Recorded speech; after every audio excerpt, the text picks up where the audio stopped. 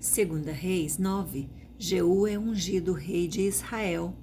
Então o profeta Eliseu chamou um dos discípulos dos profetas e lhe disse: Cinge os lombos, leva contigo este vaso de azeite e vai-te a Ramote Gileade.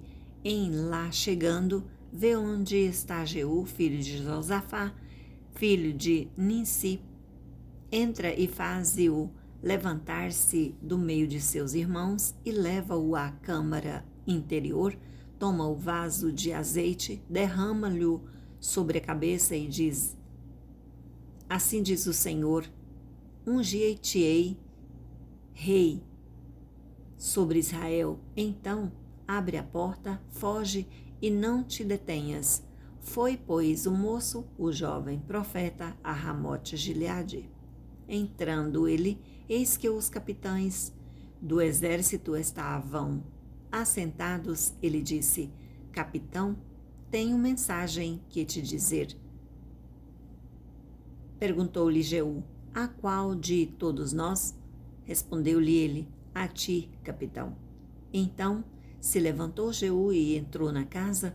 O jovem derramou-lhe o azeite sobre a cabeça e lhe disse: Assim diz o Senhor Deus de Israel: Ungir-te rei sobre o povo do Senhor, sobre Israel.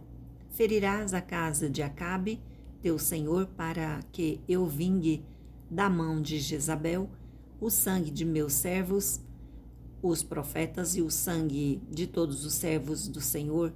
Toda a casa de Acabe perecerá. Exterminarei de Acabe todos do sexo masculino, quer escravo, quer livre, em Israel. Porque farei a casa de Acabe como a casa de Jeroboão, filho de Nebate, e como a casa de Baasa, filho de Aías. Os cães devorarão Jezabel no campo de Jezreel. Não haverá quem a enterre. Dito isto, abriu a porta e fugiu. Saindo Jeú aos servos de seu senhor, disseram-lhe: Vai tudo bem? Porque veio a ti este louco? Ele lhes respondeu: Bem conheceis esse homem e o seu falar. Mas eles disseram: É mentira. Agora faze-nos sabê-lo, te pedimos. Então disse Jeú: Assim e assim me disse, a saber, assim diz o Senhor: Ungi-te rei sobre Israel.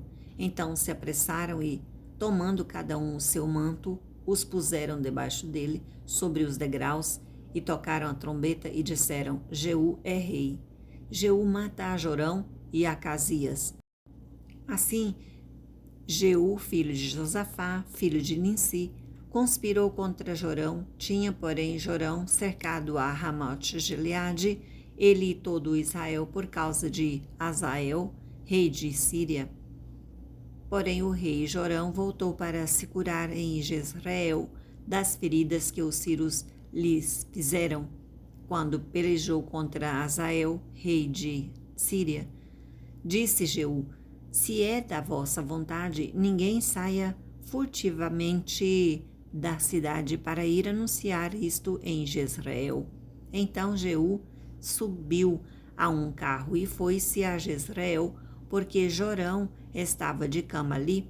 Também Acasias, rei de Judá, descera para ver a Jorão. Ora, o Atalia estava na torre de Jezreel e viu a tropa de Jeú que vinha e disse: Vejo uma tropa. Então disse Jorão: Toma um cavaleiro e envia-o ao seu encontro, para que lhe pergunte a paz. Foi-lhe o cavaleiro ao encontro e disse: Assim diz o rei, a paz? Respondeu Jeú: Que tens tu com a paz? Passa para trás de mim. O atalaia deu aviso, dizendo: Chegou a eles o mensageiro, porém não volta.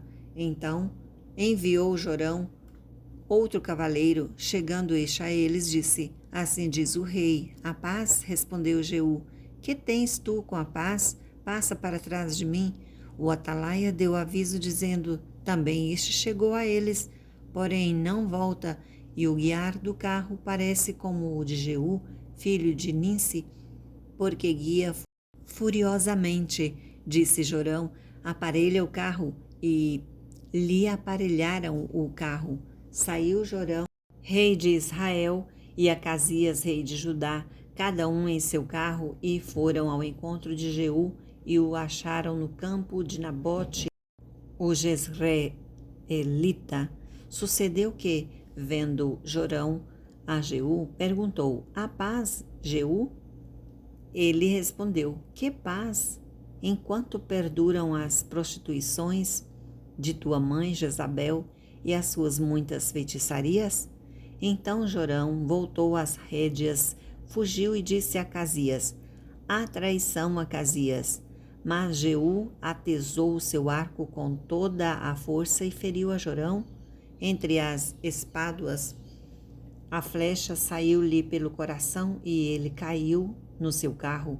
Então Jeú disse a Bidkar, seu capitão: "Toma-o, lança-o no campo da herdade de Nabote e Jezreelita, pois lembra-te de que, indo eu e tu juntos montados após Acabe, seu pai, o Senhor pronunciou contra ele esta sentença: tão certo como vi ontem à tarde o sangue de Nabote e o sangue de seus filhos, diz o Senhor, assim tu retribuirei neste campo, diz o Senhor. Agora, pois, toma-o e lança-o neste campo, segundo a palavra do Senhor."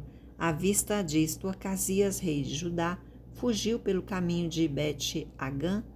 Porém Jeú o perseguiu e disse: "Feri também a este", e o feriram no campo, à subida de Gur, que está junto a Ibleão, e fugiu para Megido, onde morreu. Levaram-no seus servos num carro a Jerusalém e o enterraram na sua sepultura, junto a seus pais, na cidade de Davi. No ano 10º de Jorão, filho de Acabe, começaram Acasias a reinar sobre Judá. A morte de Jezabel. Tendo Jeú chegado a Jezreel, Jezabel o soube, então se pintou em volta dos olhos, enfeitou a cabeça e olhou pela janela. Ao entrar Jeú pelo portão do palácio, disse ela: "Teve paz Zinri, que matou a seu senhor?" Levantou ele o rosto para a janela e disse: "Quem é comigo? Quem?" E 2 ou 3 eunucos olharam para ele. Então disse ele: "Lançai-a daí abaixo." Lançaram-na abaixo e foram salpicados com o seu sangue a parede e os cavalos, e Jeú a atropelou.